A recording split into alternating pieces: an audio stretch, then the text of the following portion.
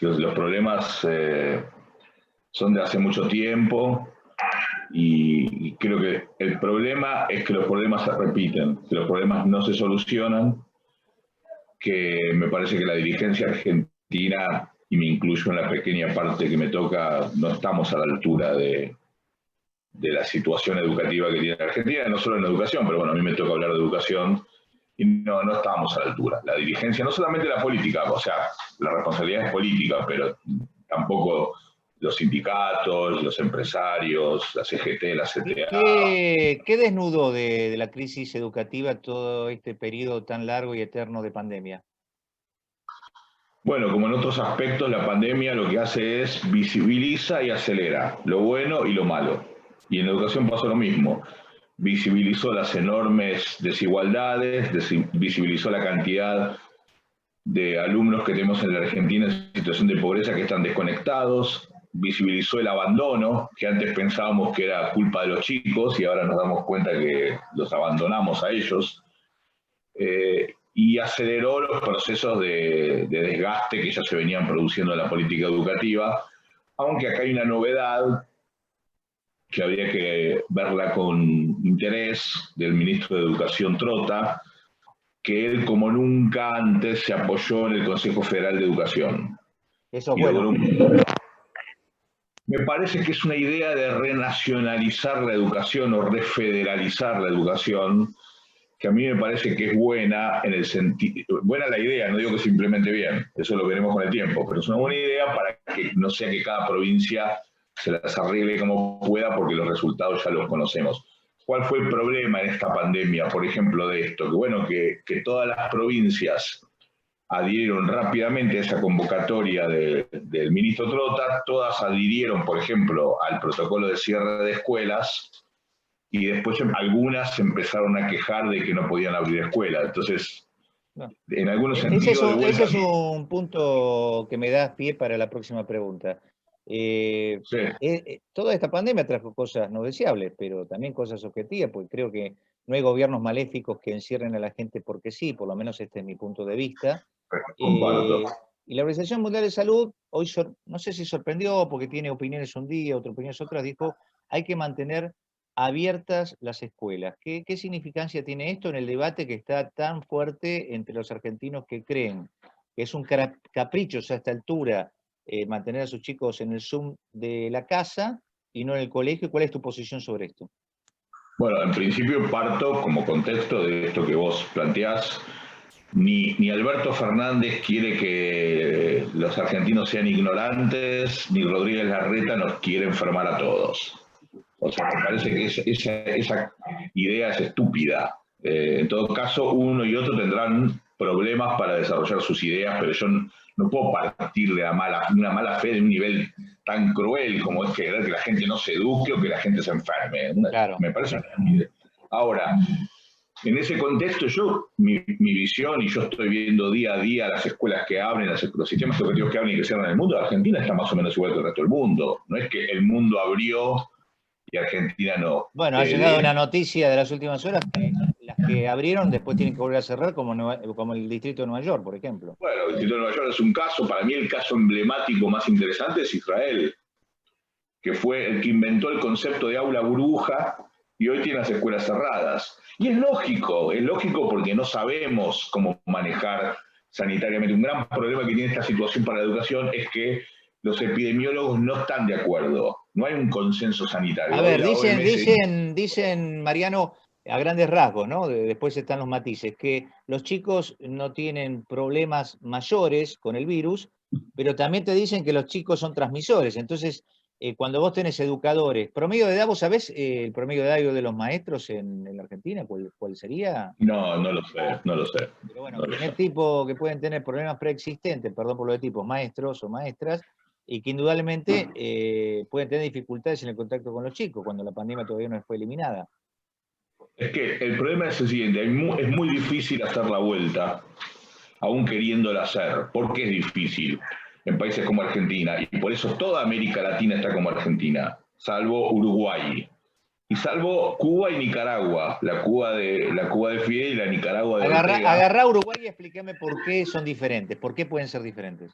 Bueno, porque primero tuvieron una actitud mucho más proactiva respecto de testeos en un ámbito mucho más pequeño. Es como si acá la provincia de Entre Ríos o la provincia de Santa Fe hubieran tenido desde el inicio cerradas sus fronteras y una política muy fuerte de testeos.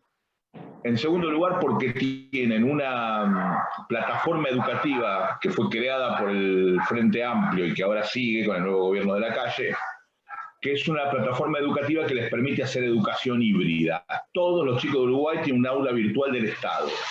¿Cómo se llama? ¿Educación? Repetime el concepto, ¿educación? Educación híbrida, educación combinada. O sea, todos los chicos tienen computadora que les da el gobierno, todos los chicos tienen una buena conexión, si no es en la casa, es en la calle, y todos los chicos tienen un aula virtual y sus maestros van al mismo aula virtual provista por el Estado hace muchos años. Me detengo ahí en ese punto muy interesante para mí. Ellos lo tienen no porque lo hicieron durante la pandemia, lo tienen como política de Estado de antes. Y acá se anunciaron muchos planes de conectame, la pirindonga. ¿Por qué no se logró esa mayor conectividad en los sectores humildes? Bueno, por los cambios de gobierno. Primero porque el plan Conectar Igualdad, que distribuía computadoras para todos los chicos del secundario de la Argentina, de escuelas públicas, yo tenía algunas críticas respecto a la cuestión pedagógica, pero era un buen plan y lo discontinuó el gobierno de Macri. El gobierno de Macri comenzó con un sistema que en mi opinión no era mejor que el otro, pero no importa, pero que solo se aplicaba en las escuelas, era con tecnología en las escuelas, y a la escuela no se puede ir.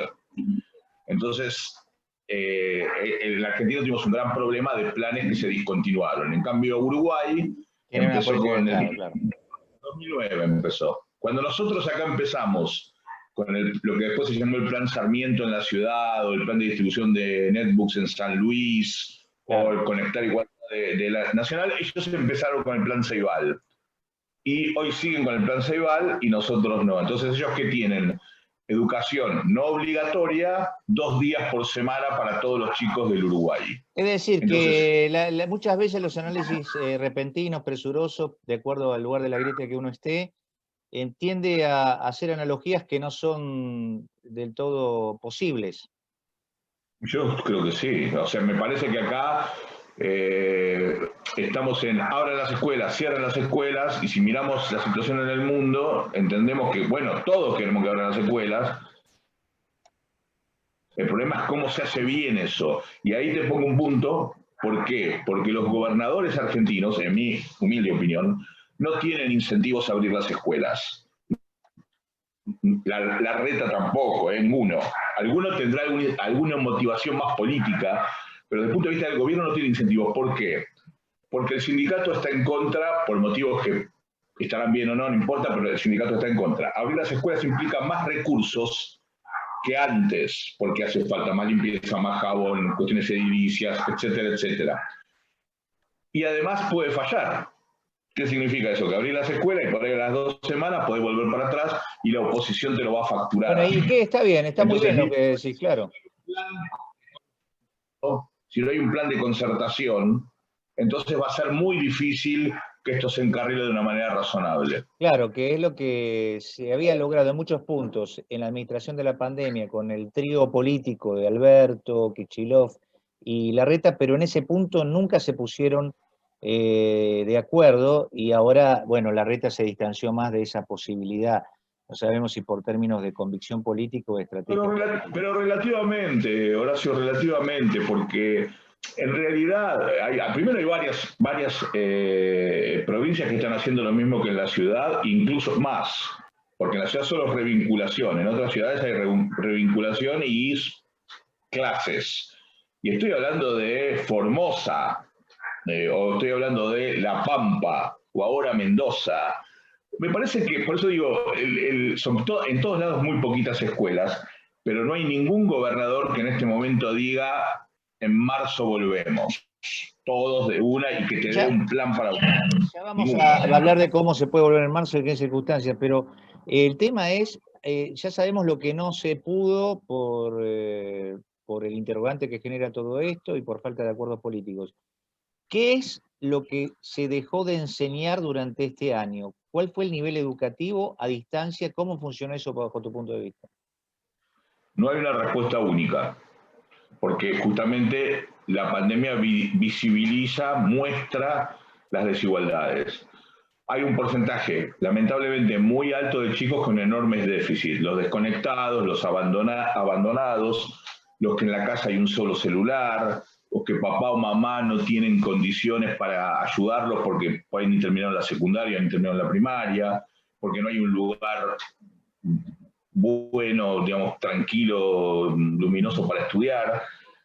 Bueno, ahí el déficit es muy grande. ¿De cuánto estamos hablando? No, la verdad que no lo sé, no tenemos datos, pero estamos ¿Y hablando de... el impacto es igual, Mariano, en el sector público que en el privado? Bueno, si pensamos que la mayoría de la población vulnerable va a escuelas básicamente públicas, probablemente la diferencia sea eso. Dentro de los conectados, en públicas y privadas, empieza a mejorar la situación a medida que se avanza en la escala social y a medida que se avanza en la capacidad de la escuela. Y finalmente están esas escuelas con alta disposición de recursos, escuelas de la élite socioeconómica argentina, que les fue bien en la pandemia, en el sentido de que lograron mejorar la tecnología educativa, la pedagogía, porque ya tenían recursos, porque aportaron más recursos, porque las familias tienen recursos, y ahí el único problema que hubo fue el problema emocional. Pero es exagerado pensar que hoy los alumnos que están en sus casas tratando de recibir conceptos, les terminan enseñando a los propios docentes herramientas tecnológicas que ellos no, por X motivo, no sé, quiero tirar algo muy rápido, digamos. Un pibe de 10 años sabe manejar mejor el Zoom que un maestro que se tuvo que adaptar. Por ahí al principio, ahora no. Ahora tenemos otro problema, Horacio, que es el siguiente, y es muy técnico, pero es súper importante. Lo que hemos descubierto es que estas plataformas educativas, los Moodle, los Google Classroom, incluso el propio Zoom, son muy precarias para la transmisión de conocimiento. Son como del siglo XX.